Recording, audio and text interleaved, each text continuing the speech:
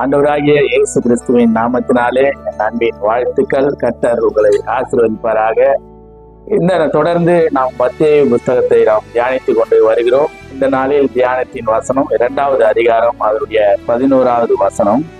அவர்கள் அந்த வீட்டுக்குள் பிரவேசித்து பிள்ளையும் அதன் தாயாகிய மரியாளையும் கண்டு சாஷ்டாங்கமாய் விழுந்து அதை பணிந்து கொண்டு தங்கள் பொக்கிஷங்களை திறந்து பொன்னையும் தூப வர்க்கத்தையும் வெள்ளை புலத்தையும் அதற்கு காணிக்கையாக வைத்தார்கள். அல்லேலூயா, தேவனுக்கே மகிமை உண்டாவதாக. இங்க என்ன 2வது அதிகாரத்துல நடக்கிறது என்றால், இயேசு கிறிஸ்து பிறந்தார் என்று சாஸ்திரிகள் அறிந்து அவரை தேடி வந்து பணிந்து கொள்வதாக இந்த வசனம் சொல்லுகிறது.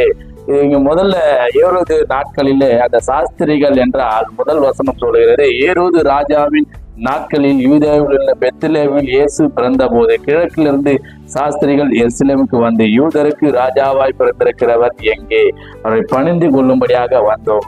சாஸ்திரிகள் யார் என்றால் காலத்தை கணிக்கக்கூடியவர்கள். அங்கு ஒரு நட்சத்திரம் உண்டானது என்று அதை கண்டு இது ஒரு புதிய நட்சத்திரமா இருக்கிறது, இது எதற்காக உருவானது என்று கண்டு உணர்ந்து ஓஹோ இயேசு கிறிஸ்து பிறந்திருக்கிறார் என்பதை உணர்ந்து அவரை பார்க்கும்படியாக அவர் பின்தொடர்ந்து வந்தார்கள் நட்சத்திரத்தை. அப்பதான் இங்க வந்து ஏரோது ராஜர்கிட்ட கேட்கிறாங்க, எங்க யூதருக்கு ராஜாவாய் பிறந்தவர் எங்கே, அவரை பணிந்து கொள்ளும்படியாக நாங்க வந்தோம் என்று. அந்த ஏரோது ராஜா சொல்கிறார், நீங்கள் பார்த்தால் ரகசியமாய் அழைத்து நீங்கள் அவரை பார்த்தால் என்னிடத்துல சொல்லுங்கள், நாங்களும் வந்து பணிந்து கொள்ள விரும்புகிறோம் என்று சொல்லி அனுப்புறோம். ஆனாலும் அங்க நடக்கிற காரியம் வந்து பார்த்து பணிந்து கொண்டு கர்த்தரால் அவங்க சொப்பனத்துல கண்டு அந்த வழியாய் போகாமல் அந்த ராஜா கிட்ட சொல்லாம வேறு வழியாய் போகிறாங்க. இதுல தெரிந்து கொள்ள வேண்டிய காரியம் என்னவென்றால், பணிந்து கொள்ள எதற்கு இவரை பணிந்து கொள்கிறார் என்றால், இந்த சாஸ்திரிகளுக்கு தெரியும் இது ரட்சிக்க வந்தவர், இவரால் தான் இந்த உலகம் ரட்சிக்கப்பட போகிறது. இயேசு கிறிஸ்து ஒரு வசனம் சொல்லுகிறது, யாரை பணிந்து கொள்ள வேண்டும் என்று. சங்கீதம் 95:6 வாசிக்கலாம்.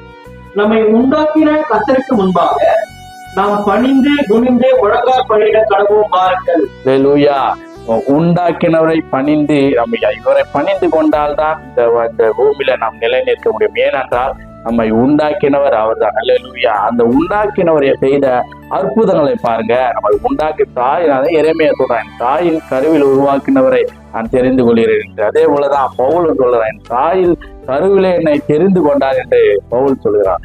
நம்ம தாயின் கருவிலே நம்ம உண்டாக்குறவர் நம்ம தெரிந்து கொண்டவருக்கு நாம் பணிந்து கொள்வது அவசியம். இங்க ஏன் இவங்க பணிந்து கொள்றாங்கன்னா, அந்த சாஸ்திரிகள் உங்க காலத்தை கணிக்கக்கூடியவர்கள். இவர் தான் இந்த பூமியை ரட்சிக்க வந்தார், காப்பாற்ற வந்திருக்கிறார் என்ற ரகசியம் இவங்களுக்கு தெரியும். அல்லேலூயா, அதனாலதான் இவங்க பணிந்து கொள்றாங்க. இவங்க வந்த காரணம் பார்த்தீங்கன்னா, நம்ம உருவாக்குனது மாத்திரம் இல்லாம அவருடைய ரத்தத்தினால் நம்ம மீட்கப்பட்டிருக்கிறார். அவர் சிலுவையிலே நம்முடைய ஜீவனை கொடுத்து 3ஆம் நாள் உயிரோடு எழுந்து நமக்காக செய்த தியாகங்கள், இந்த தியாகத்தை செய்யும்படியாக தான் இவர் பிறந்திருக்கிறார் என்ற ரகசியம் அந்த சாஸ்திரிகளுக்கு தெரியும். அதனாலதான் தூப வர்க்கத்தையும் வெள்ளை போலத்தையும் கொடுத்து அவர் பணிந்து கொள்கிறார்கள். இந்த கர்த்தருக்கு இந்த வார்த்தை உங்களுக்கு பிரயோஜனமா இருக்கும். கர்த்தர் உங்களை ஆசீர்வதிப்பாராக. ஆமேன்.